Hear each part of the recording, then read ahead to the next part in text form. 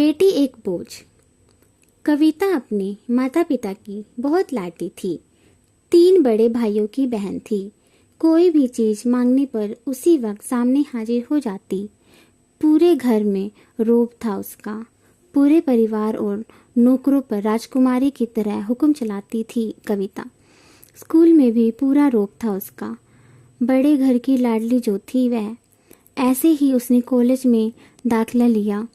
उसके ठाट बाट बड़ी गाड़ी में आना जाना, हर दिन नया फैशन देखकर हर कोई उससे दोस्ती करना चाहता था। थोड़े ही दिनों में उसके बहुत से दोस्त बन गए। पूरे कॉलेज में उसकी अपनी ही एक पहचान थी। इन दिनों उसके घर एक रिश्ता आया। खानदानी लोग थे और पापा की पुरानी जान पहचान थी। उसके साथ, कविता के साथ कोई ज़बरदस्ती नहीं थी, पर कविता ने फिर भी हाँ कर दी क्योंकि वह अपने परिवार से बहुत प्यार करती थी। वह जानती थी कि वह लोग उसका अच्छा ही सोचेंगे। लड़के का नाम राज था। राज काफ़ी पढ़ा लिखा और समझदार लड़का था। ससुराल वाले भी बहुत अच्छे थे। ससुराल में कविता की जगह वैसी ही थी जैसे कि मायके में। कोई भी कार्य कविता की सलाह के बिना नहीं होता था। सबकी लाडली बहू बन गई थी वह। फिर उसके घर एक बेटे का जन्म हुआ। राहुल कविता को जान से प्यारा था। पोता पाकर ससुराल वाले तो फूले नहीं समाते थे। कविता कभी कभी सोचती कि उसकी किस्मत कितनी अच्छी है। उसका हर अपना उसे कितना प्यार करता है।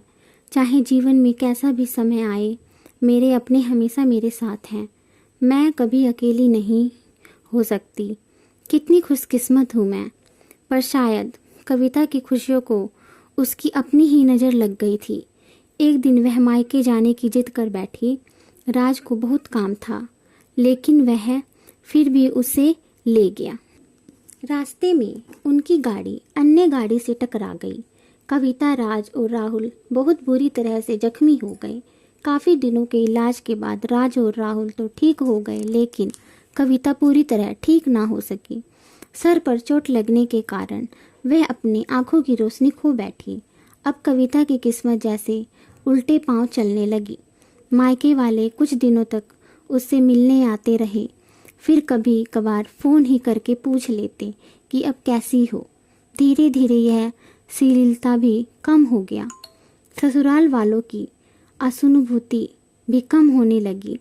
घर में किसी को पास बैठने के लिए कहती तो जवाब मिलता, बहुत काम है, अब तुम भी हाथ नहीं बटा सकती। राज भी चिड़चिड़ा हो गया था। बस राहुल ही था उसके साथ, जिसके साथ हंसते खेलते उसका वक्त गुजरता। एक दिन कविता के हाथ से कुछ सामान गिर गया। उसकी वजह से राहुल को हल्की सी चोट लग गई। कविता के सास ससुर ने राहुल को उससे अलग कर दिया कि कहीं उसके ना देखने की वजह से बच्चे का कोई नुकसान ना हो जाए।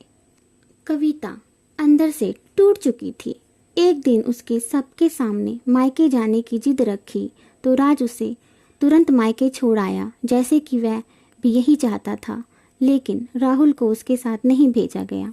कविता कभी राहुल से दूर नहीं रहती थी, पर अपनी कमी के कारण उसने ज़्यादा बहस नहीं की।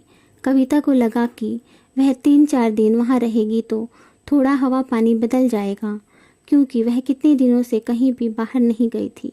घर वाले भी इतने दिनों बाद उसे देखकर कितने खुश होंगे। कविता के घर पहुंचने पर सब लोग बहुत खुश हुए। खाने में सब कुछ कविता की पसंद का ही बना था। उसने अपने मम्मी पापा और भाइया भाभी से दिल खोलकर बातें की। उनके छोटे छोटे बच्चे भी बुआ के साथ घुल मिल गए थे। रात को सोने से जब वह कपड़े बदलने लगी तो उसे पता चला कि उसका बैग तो बहुत भरा हुआ था। वह सब समझ गई। वह बहुत उदास हो गई। कुछ दिनों तक तो सब ठीक रहा, फिर जैसे सब बदलने लगा उसका व्यवहार बदल रहा था। वह लोग जैसे थक चुके थे उससे। सब लोग घुमा फिरा कर पूछने लगे कि राज कब आ रहा है उसे ले जाने। वह बहाना बना देती, जबकि वह जानती थी कि उस घर में अब उसके लिए कोई जगह नहीं। कविता से चलते वक्त कुछ ना कुछ नुकसान हो जाता। थोड़ी बहुत टोका टोकी उसे सुनाई देती वह टाल देती। एक दिन उसके हाथ से लगकर एक कीमती फूलदान टूट गया। छोटी भाभी ने बहुत हंगामा मचाया। कविता के माता पिता रोज रोज झमेलों से तंग आ गए थे। उन्होंने राज को खुद से फ़ोन कर दिया। राज कविता को अपने घर ले गया।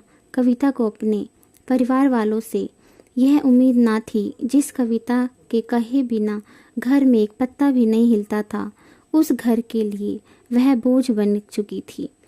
राज के साथ ससुराल आते वक्त वह बहुत खुश थी, क्योंकि वह अपने घर जा रही थी, अपने जिगर के टुकड़े राहुल के पास।